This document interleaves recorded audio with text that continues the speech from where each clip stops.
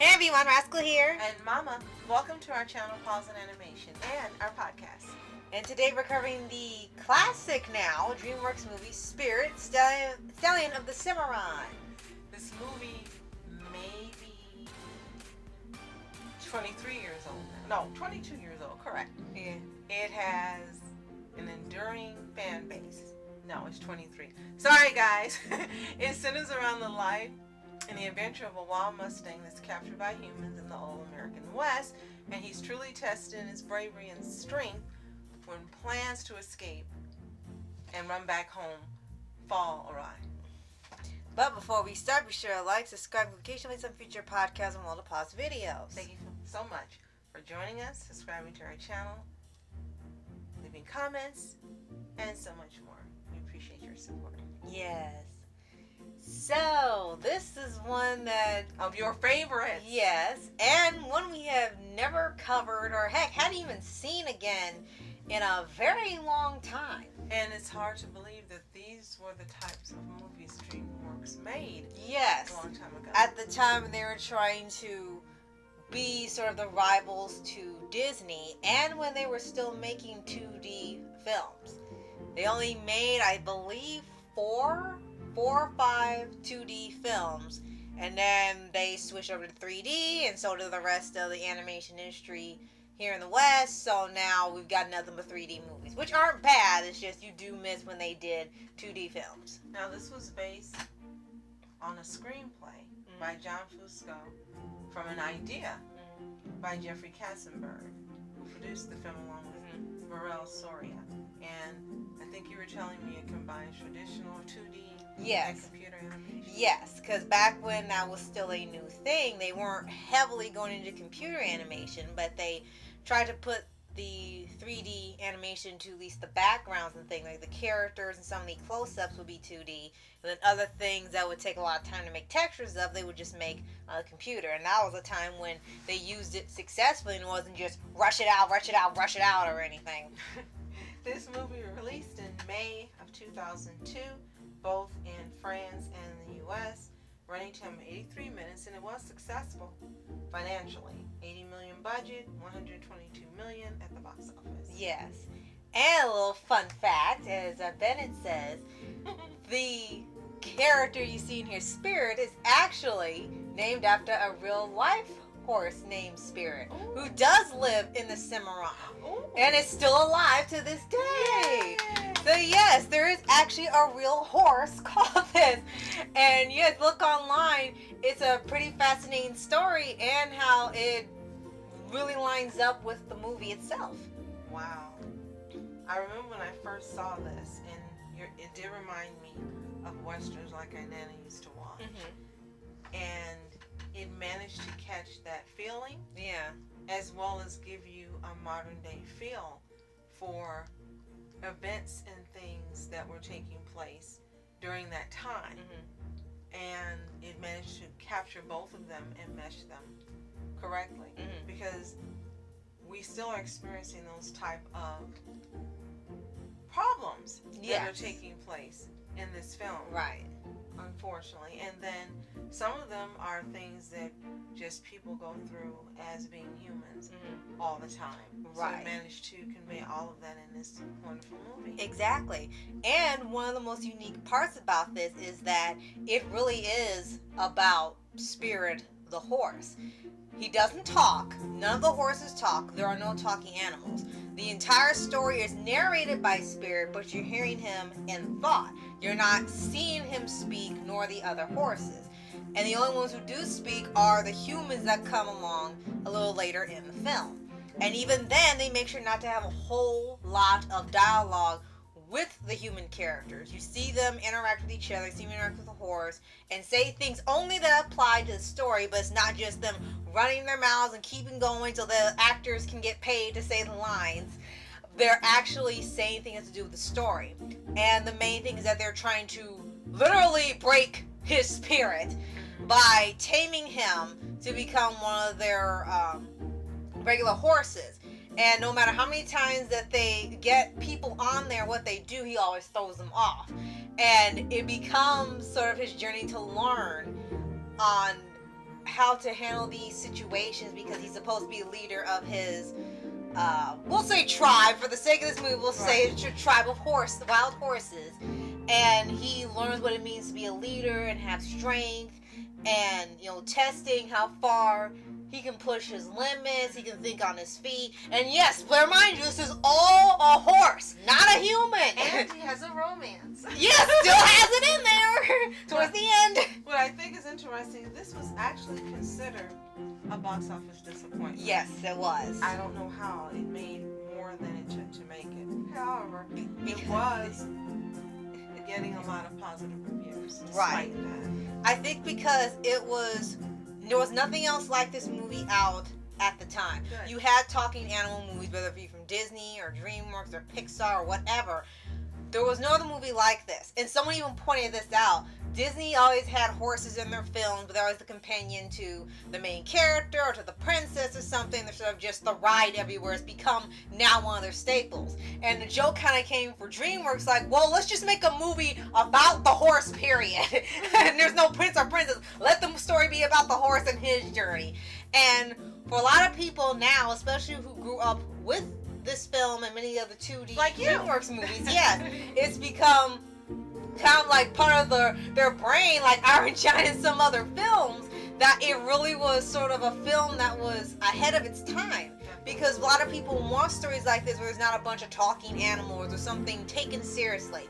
Because the story is taken seriously. It's more of a drama than a comedy, or it's a family film, but it's not slapstick or funny animal things. It's really a deep story.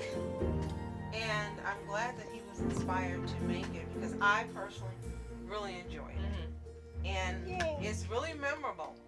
As you mentioned, we hadn't watched it in quite a while. And at first I was like, am I going to remember this movie? And as soon as it started, I was like, oh yes, I remember it. I remember this. I remember that. I remember this. Yes. And it is endearing at the same time that it's covering these different topics within the film. Yes, really heavy topics. And what I do like is that it was no preaching at you, no long, grandiose, grandstanding talking. Right. Having to give speeches. Yes. It was conveyed within the action and things that were unfolding in the movie.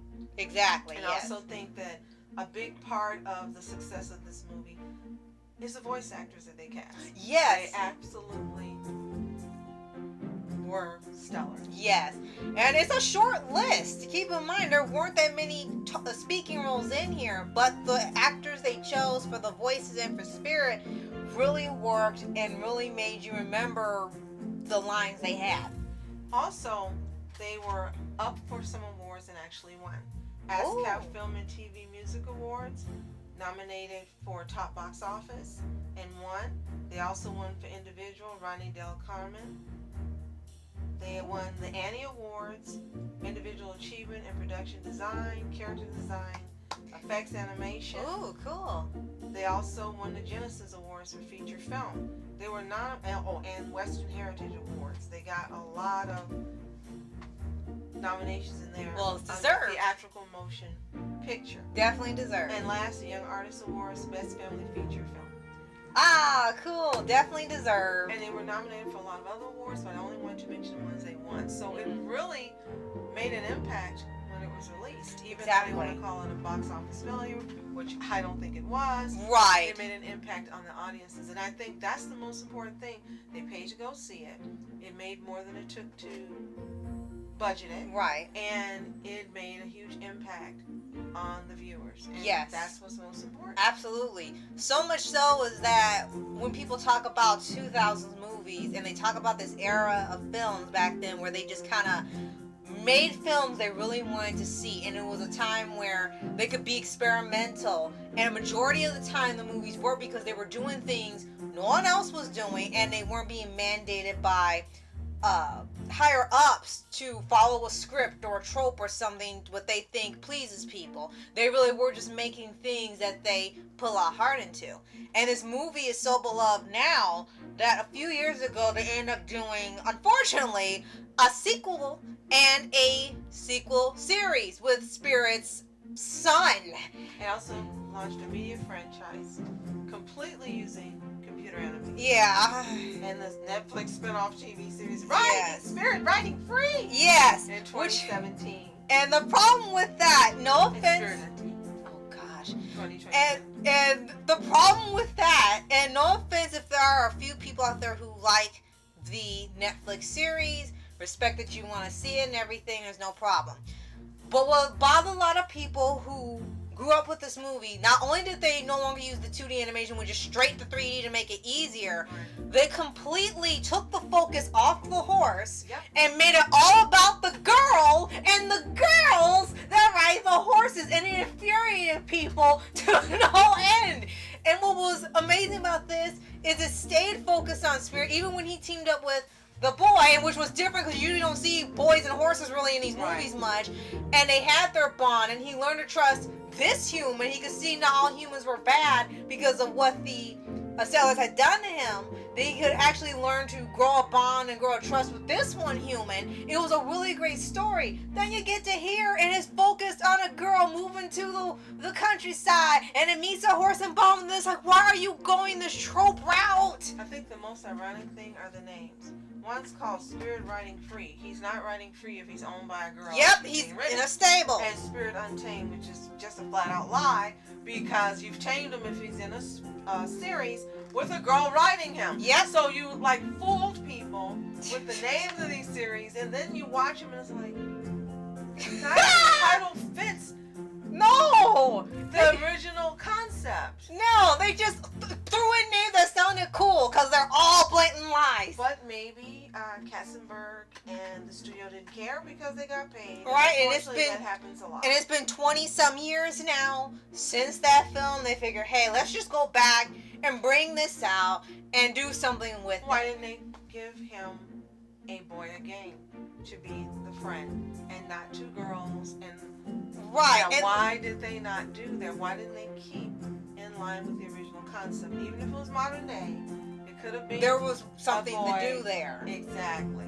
And him having a bond with the horse, like in the movie, and showing a translation of that to modern day with a modern boy. But no, they chose the trope way. Right. So let's go over the cast quickly.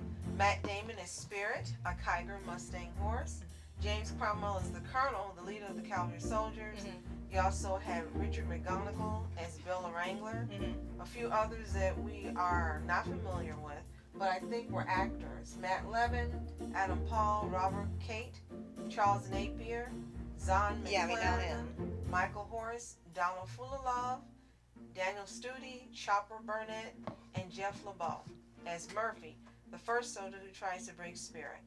Right. And then he also voices a railroad foreman. Oh, and again, like you said, still a great cast, even when it's shorter. And what is missing from this movie, which is why they probably made the Spirit with girls, there's no women in the video. No, not maybe they were offended by that. Possibly the only girl, if you really want to get technical, is the horse. Yeah, the female horse. Yes, that was the guy's horse that he had. That was already a wild horse too. That was it. That was the only girl. Oh, and if you want to get even more technical, the girl horse. Oh heck, I'm sorry. It's been a little while now since we've seen it. If you guys remember, let us know in the comments. And Spirit's mother too. You had those two. But I think they're uncredited. Exactly, because they didn't speak. You only heard Spirit's voice mentally. That is it. So, unfortunately. And the score itself was composed by Hans Zimmer, which was a win, with songs by Bryan Adams, both English and the French versions of the album. And the theme song, Here I Am, was written by Adams and Zimmer and Gretchen Peters. And it became a nice hit. Also, Don't Let Go. So, this movie definitely is memorable.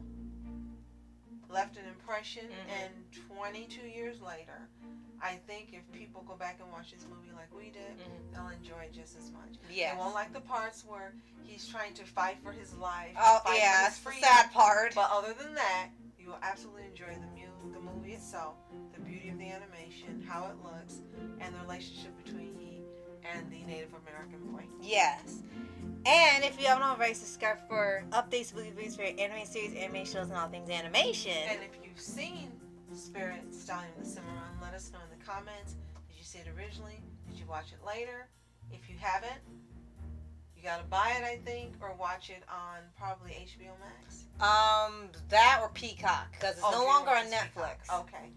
Give it a watch. Come back and tell us what you think. But we think most likely you've already seen it. Yes. And thank you so much for your support. And again, join us for these podcasts, subscribing and sharing our videos. You know, as always, you are special. Thank you so much for watching Masculine Entertainment. And I'm on Entertainment. Have a fantastic day. Peace.